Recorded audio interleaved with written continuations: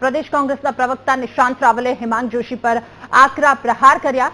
નિશાંત રાવલે હેમાંગ જોશીને રાજકારણમાં નવા નિશાળિયા ગણાવ્યા। રાહુલ ગાંધી સામે હેમાંગ જોશીનો પન્નો ટૂંકો પડે। નિશાંત રાવલે કહ્યું, આયાતી સાંસદને વડોદરાની ભૌગોલિક સ્થિતિની પણ ખબર નથી, પોતાનું વોટિંગ કયા બૂથમાં છે એ પણ સાંસદને ખબર નહીં હોય। નિશાંત રાવલે કહ્યું, એ પણ કહ્યું કે દરેક કોંગ્રેસ કાર્યકર સ્ટેચ્યુ ઓફ યુનિટી જઈ આવ્યા છે, હેમાંગ જોશીના સર્ટિફિકેટની જરૂર નથી। હેમાંગ જોશીએ રાહુલ ગાંધીને યુનિટી માર્ચમાં જોડાવવા માટે આમંત્રણ આપ્યું હતું, તો વિપક્ષના નેતા તરીકે નહીં પણ ભારતીય તરીકે પદયાત્રામાં જોડાવવા માટે તેમણે અપીલ કરી હતી। ઘણા રાજ્યના મુખ્યમંત્રીશ્રીઓ, મંત્રીશ્રીઓ, સાંસદ, ધારાસભ્ય તમામ લોકો જોડાવાના છે, ત્યારે અમને સૌ સાંસદોને સરકાર તરફથી પણ આમંત્રણ આપવામાં આવ્યું છે।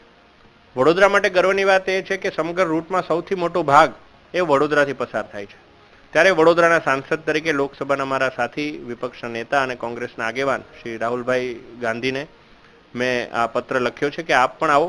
એમણે આમ તો ઘણી બધી રાજકીય પદયાત્રાઓ કરી છે, ચૂંટણી આવે પદયાત્રા કરે ને પછી થાઈલેન્ડ જતા રહે છે, પરંતુ પદયાત્રામાં તેઓ ચાલે છે, પણ એમની પદયાત્રા ચૂંટણી સમયે નથી ચાલતી, તેઓ પોતે ચાલી નહીં શકતા। રાહુલ ગાંધીજીને કોઈ પણ વાતે એડવાઇસ કરવા માટે અથવા તો એમને આમંત્રણ આપવા માટે એમનો પનો થોડો ટૂંકો પડે।